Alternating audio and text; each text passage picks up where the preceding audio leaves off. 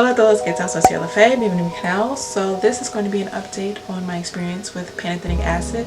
I actually wasn't planning on filming this today, otherwise I wouldn't have had all this makeup on my face, but I do want to just go ahead and film this because I know a lot of people have been watching my Pantothenic Acid experience and just kind of wanted to keep you guys in the loop as I am taking these vitamins and what my experience is. And when I'm making mistakes, I wanted to jump on here quickly and let you guys know the mistakes that I'm making just in case you are on the vitamin 2.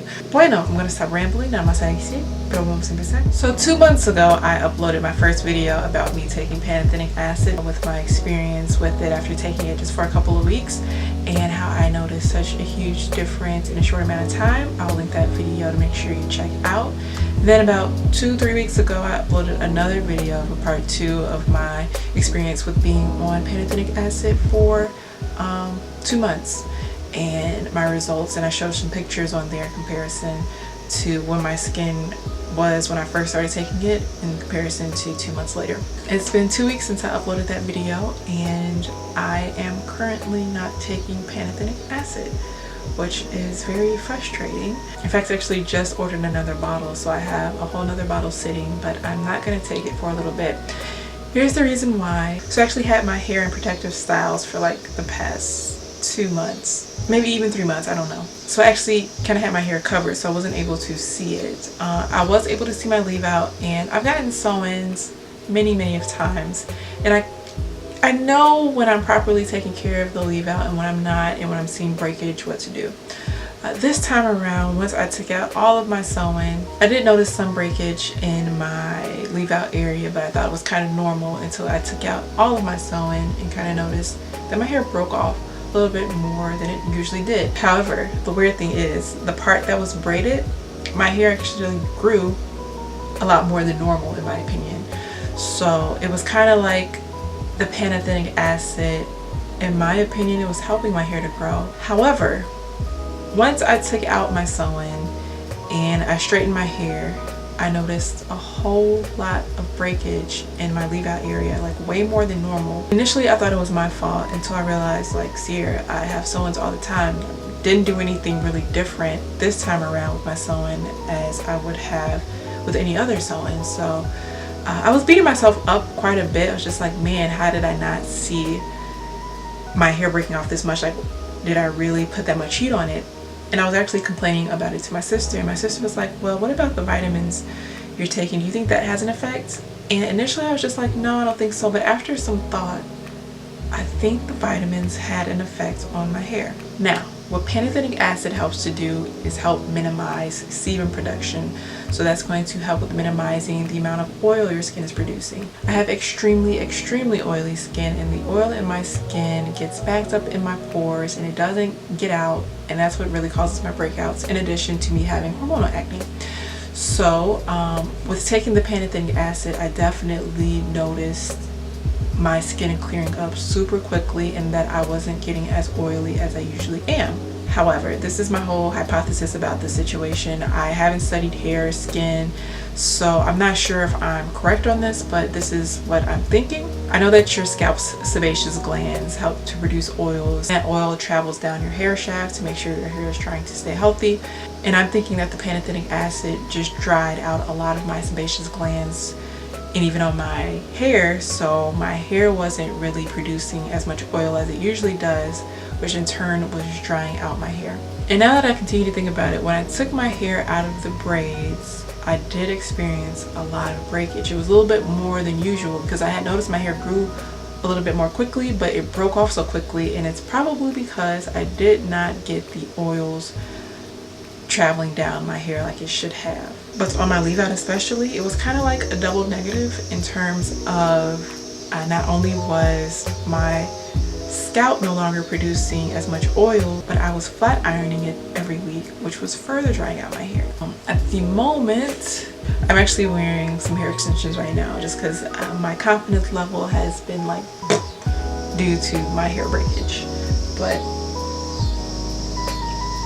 you can see in the front, my hair was like down to my chin before I started this, and it's breaking right now as I'm touching it. But yeah, so this is my hair length. definitely down on my chin before I started taking Pantothenic Acid. It's like really broken off at the top as well. And like you can see all this breakage right here as well.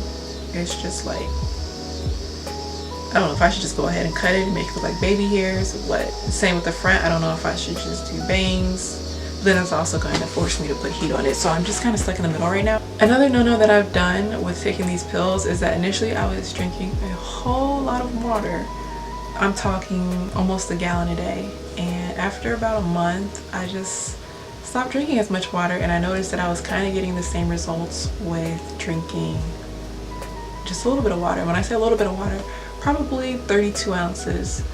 But when you're taking a mega dose in addition to other vitamins, you must drink plenty of water behind it. So at the moment, I'm actually not taking any of my vitamins other than my multivitamin and my vitamin C. I don't want to take a break from Pantothenic Acid, but I just want to see if that correlates with my hair breakage. I am going to get braids in the very near future to see if giving my hair a break from the heat and making sure to constantly moisturize it for about a good month and a half to see if my hair grows. I may end up taking Pantothenic Acid while my hair is in braids. I don't know, I'm still trying to figure it out, but at the moment in time I am not taking Pantothenic Acid until I figure out how to grow my broken hair back. And prayerfully I find out that in the next couple of weeks I don't even need to take Pantothenic Acid because my skin is clearing up still on its own. But I will definitely keep you guys updated on this vitamin. I definitely don't discourage you to not get it. Definitely talk to your doctor about it if you are interested.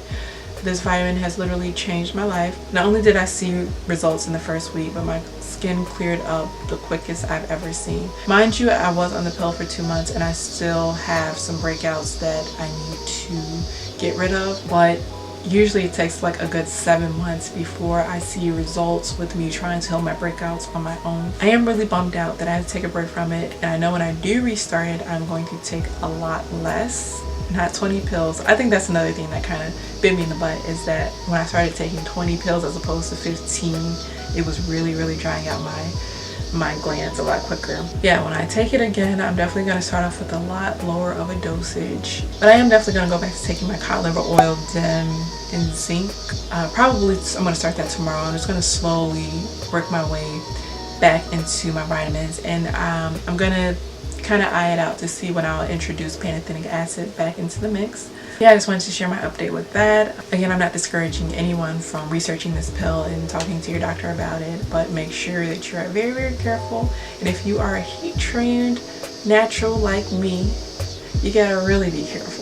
Pero bueno, hope you guys enjoyed the video. Make sure you check out part 1 and part 2 to my Pantothenic Acid video so you can learn some of the mistakes that I've been making in the process so you don't make those same mistakes. Pero bueno, eso es lo que quiero decir y hasta el video próximo. Ciao. I want to thank me for doing all this hard work.